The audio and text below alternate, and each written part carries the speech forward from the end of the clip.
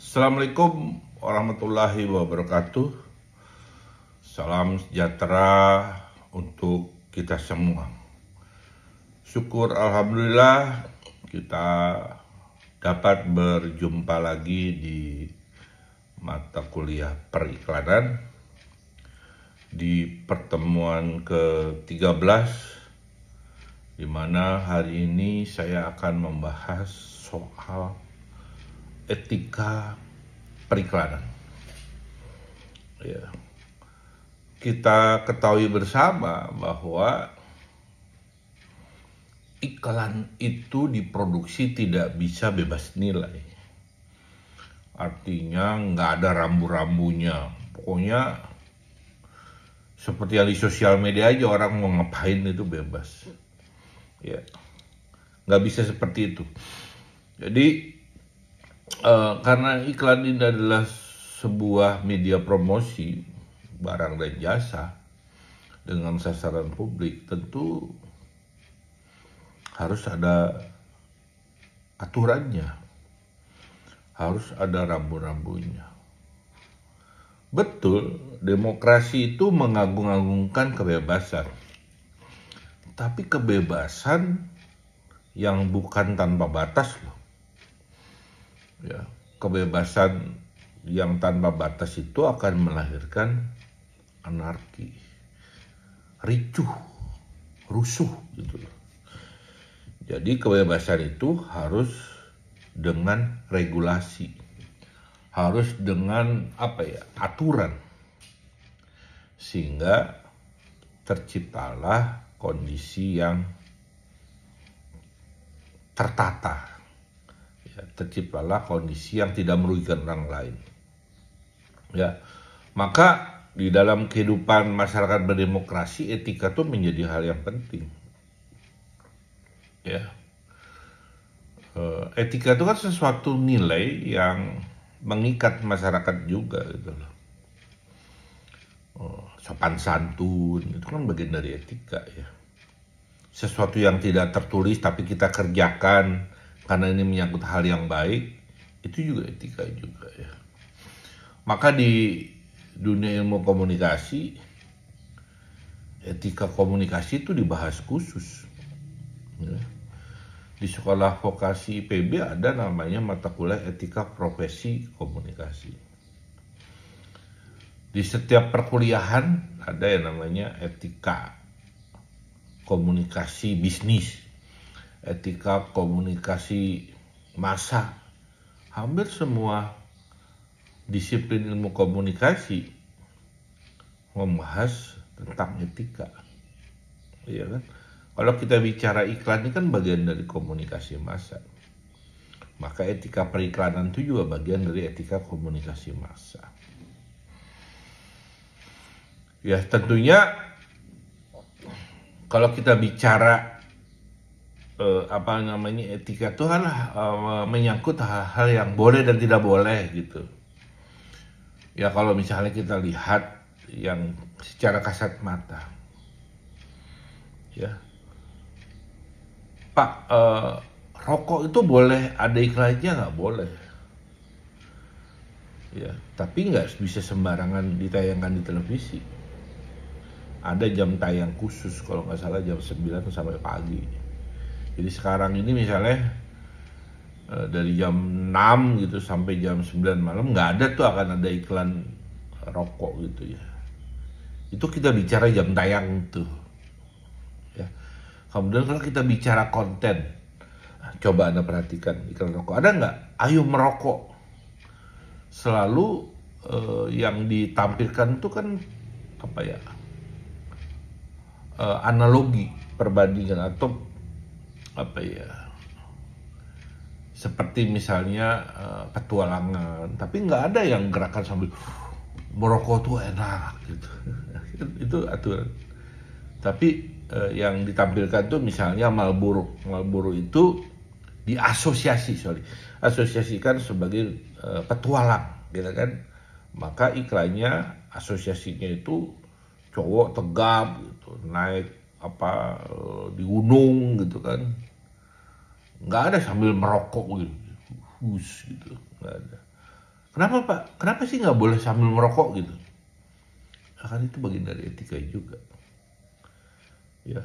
Bahkan di label rokok pun ada hal yang kontradiktif. Satu sisi orang promosi, di dalamnya ada tulisan merokok mengganggu kesehatan, bisa mengganggu anak, ibu dan ibu hamil, dan ini kan ada tuh kan peringatannya.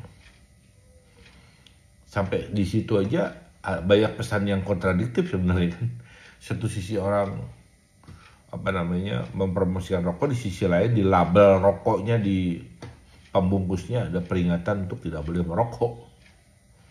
Ya, di setiap iklan pun terakhirnya kan begitu kan, bahkan ada gambar muka tengkorak gitu kan. Nah itu kan bagian dari, artinya apa? Oh ternyata iklan itu juga dibatasi.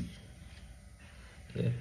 Iklan itu nggak bisa juga sebebas-bebasnya. Jadi kreativitas kita juga ada dalam sebuah ruang lingkup yang terbatas. Ya. Nah, kalau di dunia yang lain misalnya ya, di dunia jurnalistik katakanlah, kan Anda sudah belajar ya, ternyata juga ada kode etiknya, namanya kode etik jurnalistik, disingkat KEJ. Di dunia kedokteran ternyata juga ada kode etik dokter, ada juga kode etik pengacara, ya ada juga kode etik bidan. Hampir semua profesi di dunia ini memiliki aturan yang secara tertulis yang mengatur kode etik gitu. Nah, bagaimana dengan iklan? Ternyata ada, ya, namanya kode etik periklanan. Yang pertama kali itu dibuat tahun 1981. Ini kalian pasti pada belum lahir kan? Ya, akan rata-rata ini mahasiswa lahirnya 98 2000-an gitu. Yang sekarang 981 sudah ada namanya Tata Krama dan Tata Cara Periklanan Indonesia. Tata Krama dan Tata Cara Periklanan Indonesia. Kayak buku gitu ya. Ya. Yang mengatur mana yang boleh dan tidak boleh. Ya. Itu sejak tahun 81 di dalam, berarti ini tertulis ya. Ya. Di dalamnya itu berisi kalimat-kalimat yang mengatur soal etika periklanan. Misalnya kalau kita bicara tentang asas umumnya, bahwa iklan itu harus jujur, bertanggung jawab, dan tidak bertentangan dengan hukum yang berlaku. Misalnya jujur deh. Boleh nggak iklan itu menggambarkan sesuatu yang tidak sesuai dengan produk aslinya? Nggak boleh. Berarti udah melanggar tuh kode etik periklanan. Ya kan saya sering mendapatkan iklan yang hiperbola gitu. Nggak sesuai dengan karakteristik dari produknya. Kalau produknya A ya harus seperti A, katakan jujur gitu. Jangan kemudian dibangun persepsi A itu menjadi B ya. Tapi dicoba rasanya A, kan itu kan membohongi masyarakat. Ya, tidak boleh menyinggung SARA ya. Kemudian ada persaingan yang sehat ya, kadang-kadang kan juga nggak sehat itu. Kalau kita lihat persaingan antara Mineral dengan aku aja dalam konteks materi iklannya kan juga seru. Sampai hari ini masih bersaut-saut tadi lagi ya. Habis ada Mineral, Aqua. Ya, saya nggak tahu yang lainnya. Saya kan penonton bola nih, jadi kan masih nonton TV lah, khususnya sepak bola. Jadi saya sih masih melihat iklan-iklan yang saya bersaing kompetitor. Sekarang kan iklan politik, ya. Yang paling ramai itu kan Gibran dengan Prabowo, yang lain belum ada kelihatan iklannya. Ya, apakah itu dianggap mencuri start, melanggar etika, itu urusan Bawaslu lah. Tapi kita lihat siapa yang punya duit ya. Kemudian kita lihat iklan billboardnya Kaisang ada di mana-mana, ya kan? Yang mukanya dengan Pak Jokowi itu kan itu pakai duit itu. Saya juga bingung duit dari mana ya. Oke, jadi tadi begitu ya. Jadi ada asas-asas umum periklanan di Indonesia. Dia harus jujur, bertanggung jawab, tidak boleh melawan hukum, ya. Kemudian isi kontennya juga harus sesuai dengan produknya. Kalau misalnya kita bicara tentang kesaksian konsumen, ya harus juga apa adanya, ya ada kesaksian. Kan ada tuh iklan testimonial ya. Saya ibu ini menggunakan ini, gini kalian ngerasa, bikin bayar tuh iklan obat dan sebagainya, itu harus berdasarkan pengalaman yang sebenarnya. Ya, jadi saya cuma ingin mengatakan bahwa ada handbooknya. Kalau kita bedah, ya nggak selesai kuliah ini gitu loh, ya. Seperti juga kode etik ada 11 pasal. Kalau dibedah, ya nggak selesai. Yang penting Anda tahu, tinggal di searching. Kalau misalnya nanti Anda PKL atau tugas membuat iklan, ini kira-kira yang kita buat ini melanggar kode etik periklanan atau tidak, ya kita tinggal searching aja gitu loh. Ya. Karena sudah ada tentang yang disebut dengan tadi ya, bahwa tata krama dan tata cara periklanan di Indonesia yang berlaku sejak tahun 81 dan pasti itu juga mengalami perubahan dan penyempurnaan ya. Nah, ini kalau namanya agensi, biro iklan udah di luar kepala. Kalau wartawan, jurnalis juga sama tuh, kayak saya ini udah hafal kode etik gitu. Oh, ini harus seimbang. Ketika ngedit berita tuh, ini kayaknya belum cover berita. Udah otomatis itu udah meresap dalam diri saya. Itu kurang tuh, tambahin dong ini. Feel-nya udah langsung dapat gitu.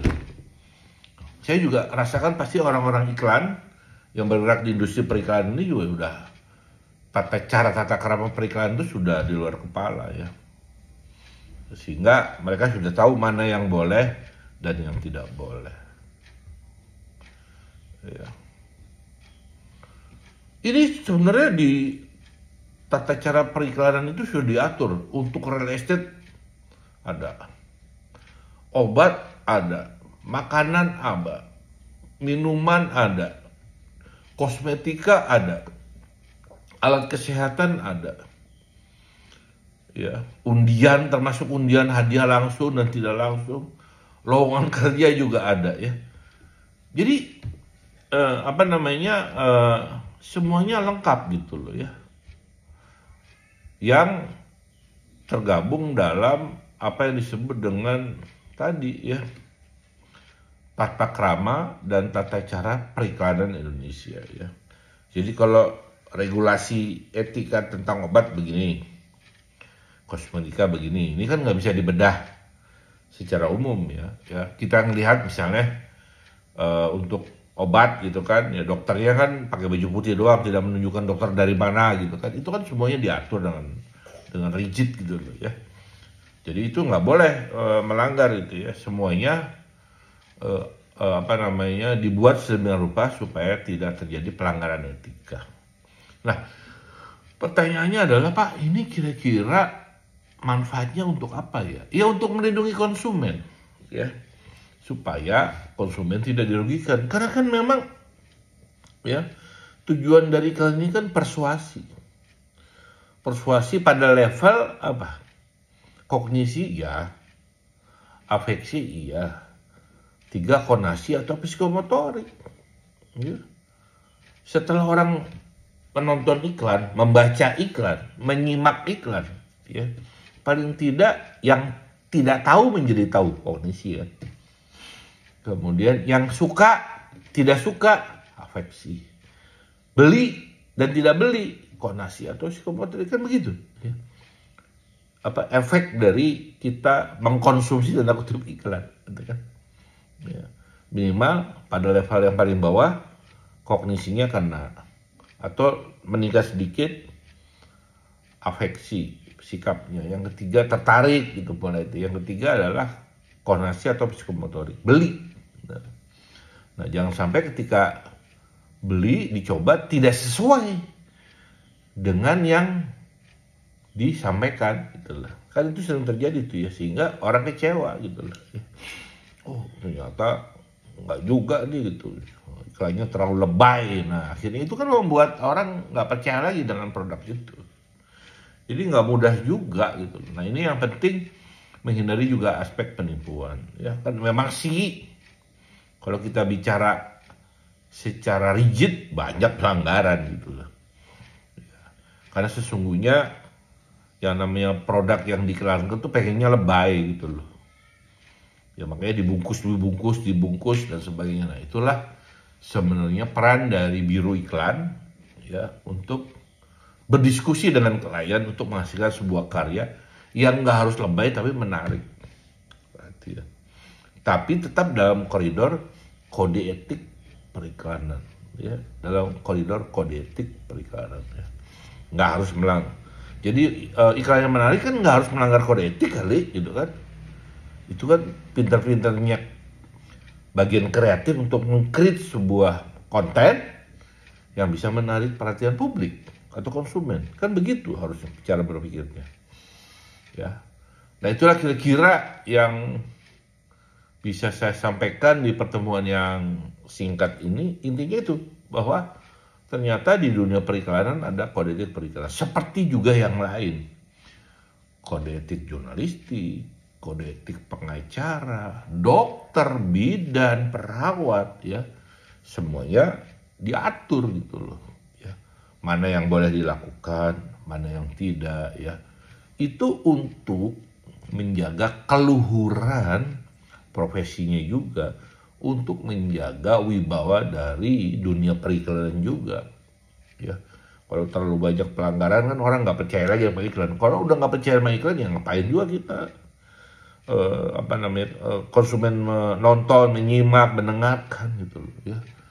Mendingan live TikTok aja langsung ya kan ya, live TikTok atau di Shopee ya, daripada kita menggunakan iklan. Nah, di situ juga artinya di sini menjaga marwah semuanya. Ya. Baik, itulah kira-kira yang saya sampaikan dalam pertemuan yang singkat ini di pertemuan ke-13.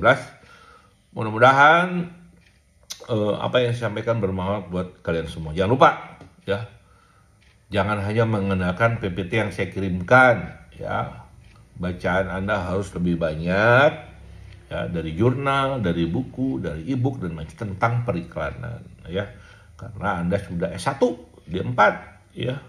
Sehingga nggak lagi bicara tentang modul, tapi buku, jurnal ya, supaya Anda makin kaya ya, terhadap pengetahuan tentang periklanan. Jangan ngandelin hanya PPT. Terima kasih. Wabillahi taufiq hidayah. Assalamualaikum warahmatullahi wabarakatuh.